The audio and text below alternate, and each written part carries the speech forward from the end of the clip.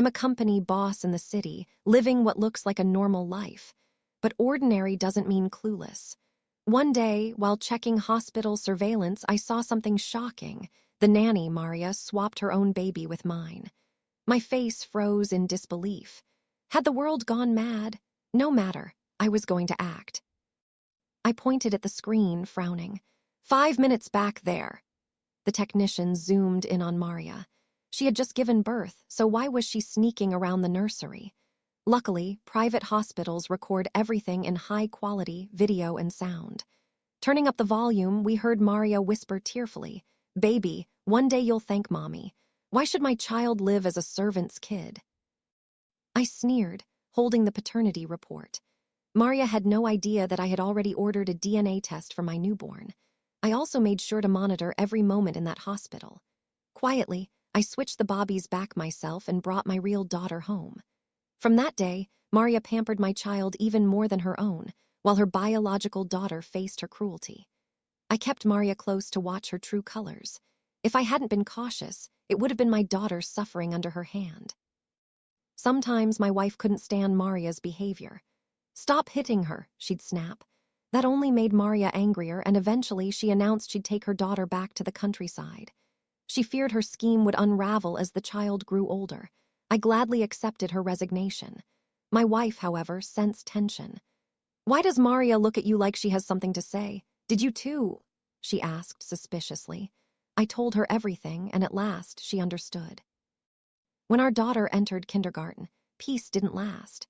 Her teacher became oddly obsessed, saving every photo of my child, reposting my wife's pictures, and even sending me flirty messages once she learned I was wealthy.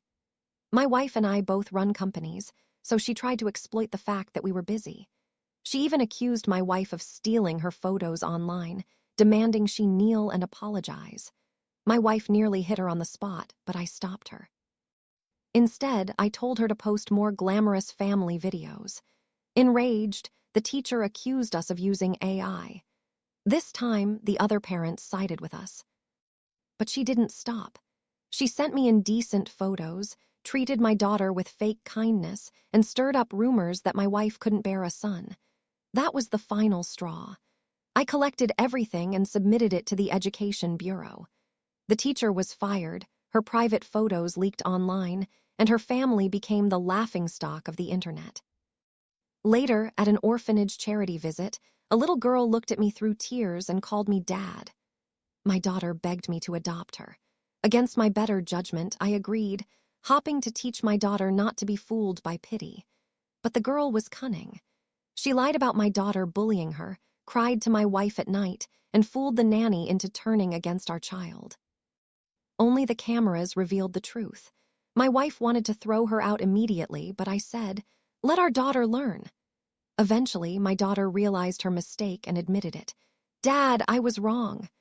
I dismissed the nanny, gave the orphan money as tuition for the lesson, and sent her overseas, never to return.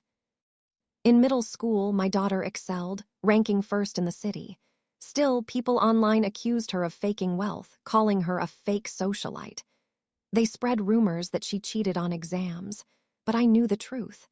Every night, my wife and I studied with her, using the Feynman method. She taught us everything she learned. She was practically at teacher level already. The bullying came mostly from a poor classmate, the so-called little white flower, who resented my daughter's help and turned others against her. My daughter kept quiet, but when it all blew up online, she matured overnight. Instead of showing off luxury goods, she started her own business, delivering food and trading grain while studying advanced coursework. By summer, she had already mastered high school material. High school brought even greater pressure. People expected her to slip up, but she crushed every exam, scoring so high no one could deny her talent. Rumors of cheating returned, yet she didn't argue. Instead, she relieved stress by delivering food in secret. My wife wanted to defend her, but I reminded her, results speak louder than words. Sure enough, my daughter kept breaking records. Slowly, classmates began respecting her. She remained kind, but never let anyone cross her bottom line.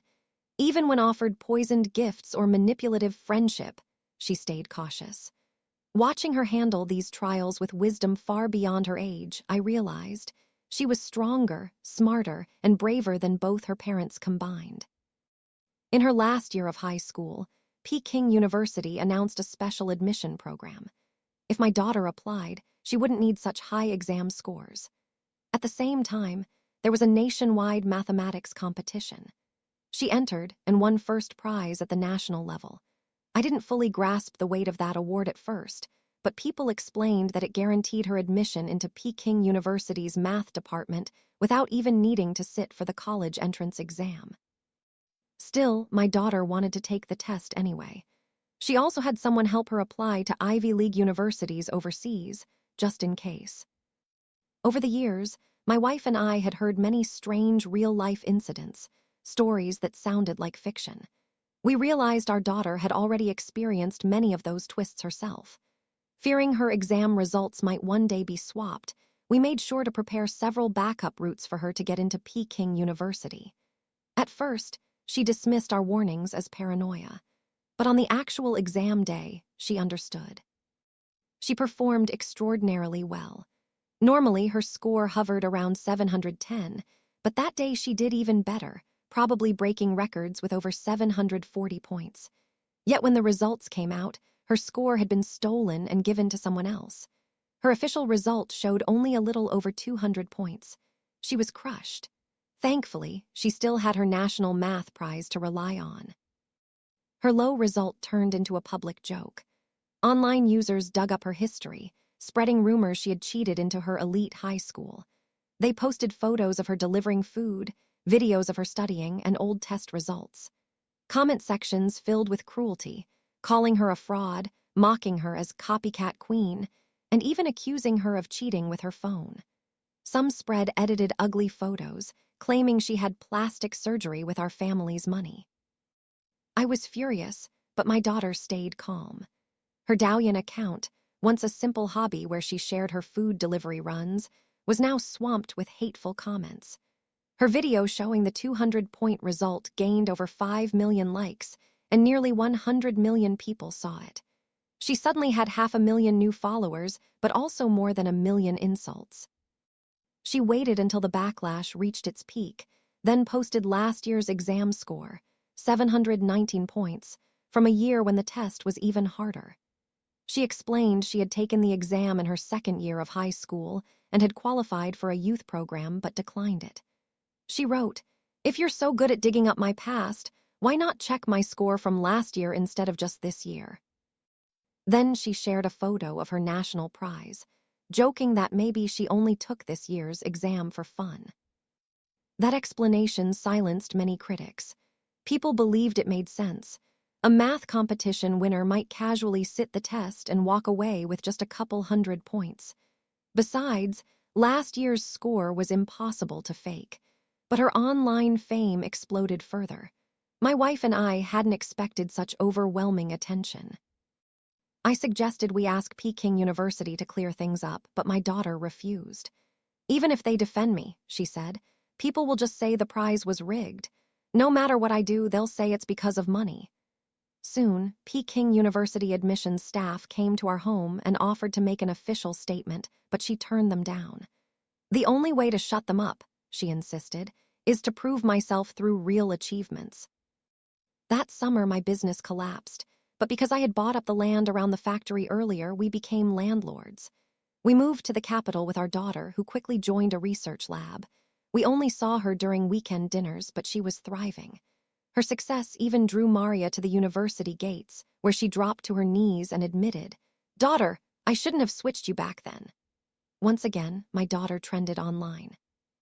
People accused her of being a fake heiress, telling us to take DNA tests. I quickly pulled out the old paternity results proving she was truly ours. My daughter posted them online, which shocked everyone again. Her followers kept rising, but she soon deactivated her account, feeling it was more of a burden. A new military research project was assigned to her, ensuring her safety under state protection. With money secure from land rent, my wife and I spent the next 4 years traveling while our daughter studied.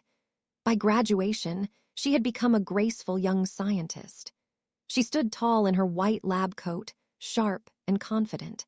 She told us she planned to study all the way to postdoc, but I told her she already belonged to the country now and shouldn't worry about us. After her undergraduate studies, she entered a combined master's and doctoral program at Peking University. Online gossip died down, and people finally recognized her as a genuine talent. But soon new trouble arrived. A woman appeared, claiming to be my wife's long-lost friend, bringing her son Makoto and insisting on a childhood marriage arrangement.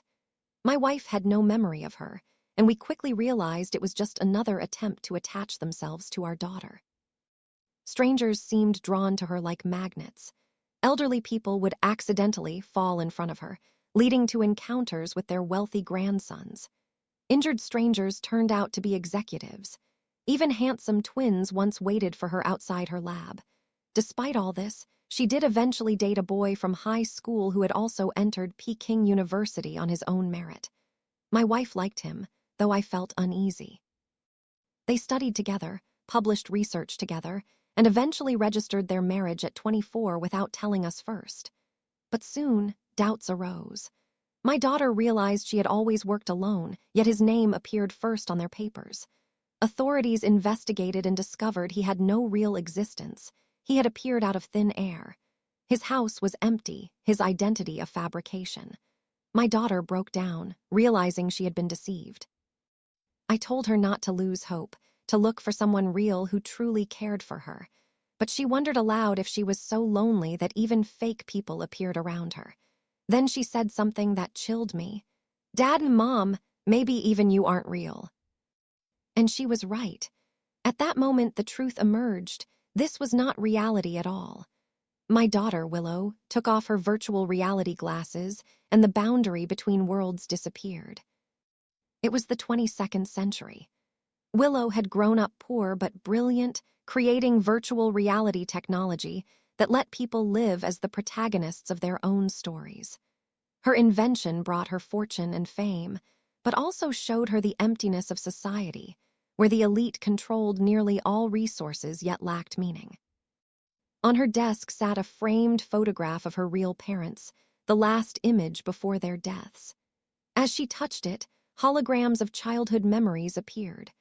What she didn't know was that my digital consciousness had followed her into reality. Though my body was long gone, I had always been with her in spirit. And even if I was never truly her father, my love for her had always been real.